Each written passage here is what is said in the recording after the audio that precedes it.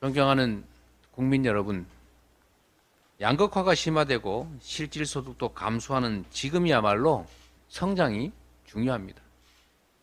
성장이 돼야 일자리도 나오고 민생도 개선되고 재정도 회복됩니다. 불공정과 양극화는 갈등과 분열을 심화시키고 경제 역량의 효율성을 훼손합니다. 자원과 기회가 효율성을 발휘할 수 있도록 정부의 적극적인 역할이 요구됩니다.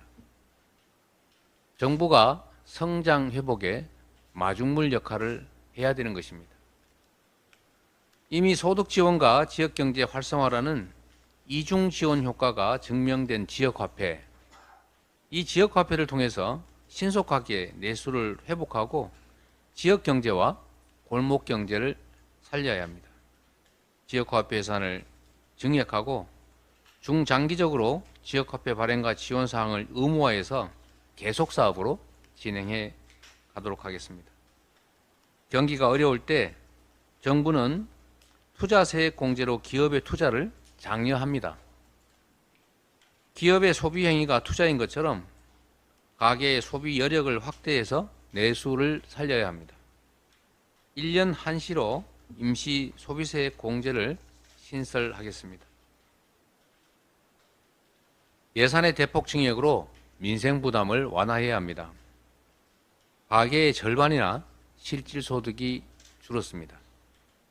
국민들의 절반이 전년도보다 쓸 돈이, 즉 실제 쓸 수 있는 돈이 더 줄어들었다는 것입니다. 청년 백수 126만 명, 이 고양시 전체 인구보다 더 많은 청년들이 졸업을 하고도 일자리를 구하지 못하고 있습니다. 공깃밥이 2,000원, 삼겹살 2만 원, 물가는 천정부지로 계속 오릅니다. 정부가 할 수 있는 모든 일을 다 해야 할 때입니다. 우리나라 일자리의 99%가 자영업자 그리고 중소기업에서 나옵니다. 그런데 이 중소기업과 소상공인들의 폐업이 속출하고 있습니다. 특히 어려움에 처한 소상공인의 가스 전기요금 부담이 매우 큽니다. 그 부담을 완화하겠습니다. 정부가 얼마 전에 코로나 이후에 고통받는 자영업자 대책을 발표했습니다. 지금이라도 입장을 바꿔서 다행이고 그리고 함께 협력하겠다는 말씀을 드립니다. 그런데 턱없이 부족합니다. 소상공인 대출 잔액은 1천조 원에 이르고 있고 그중에 절반 이상이 코로나 대출입니다. 다른 선진국들은 코로나 위기 대응을 위한 재정 부담을 정부가 떠안았는데 우리나라는 그 부담을 대부분 민간 영역 자영업자들에게 떠넘겼습니다. 여야 모두가 코로나로 인한 피해를 책임지겠다고 공언했는데 실제로 진행된 것은 없습니다. 우리 민주당이 수없이 대선 때 약속을 지키자 새롭게 소상공인 자영업자 지원 정책을 만들어 집행하자고 했지만 마이 동풍이었다는 안타까운 말씀을 드립니다. 지금이라도 늦지 않았습니다. 약속한 대로 그리고 며칠 전에 발표한 대로 실현 가능한 대책을 집행해 나가기를 바랍니다. 최근 민간 대출의 연체액과 연체율이 모두 급격히 상승하고 있습니다. 더 심각한 것은 대출의 73%가 만기 1년 이내의 단기라는 점입니다.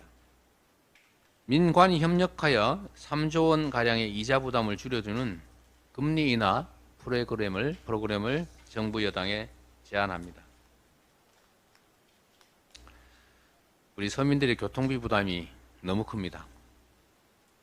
독일은 서민의 교통비 부담을 줄이고 동시에 탄소 배출도 줄이는 9유로 티켓을 발행했습니다.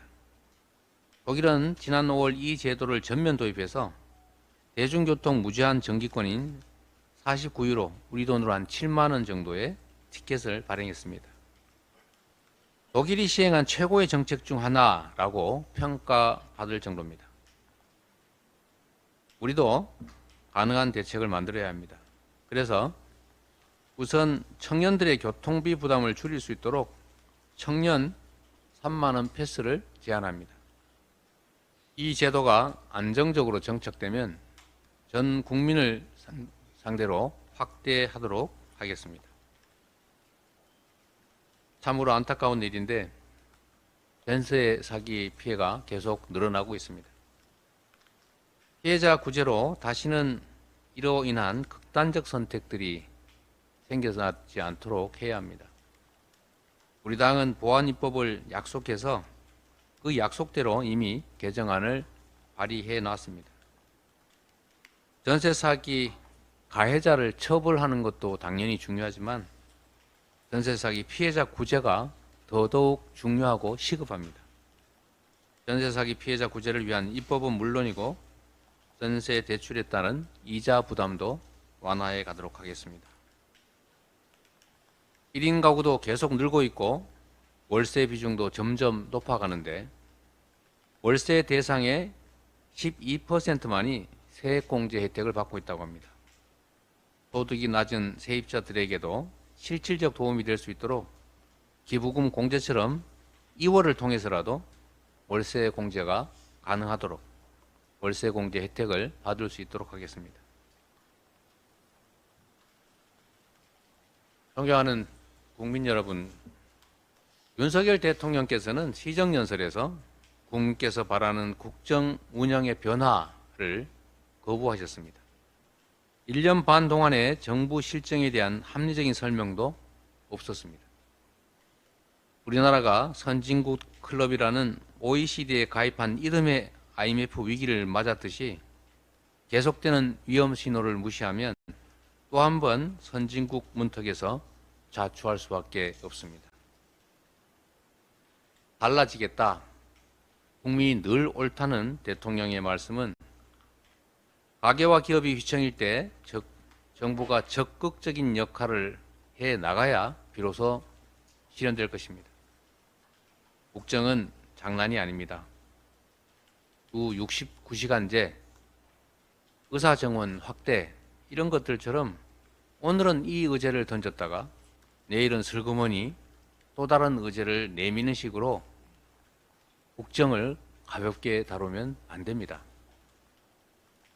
민주당은 무거운 책임감으로 그리고 말이 아닌 행동으로 민생 해결과 경제 회복을 주도해 나가겠습니다.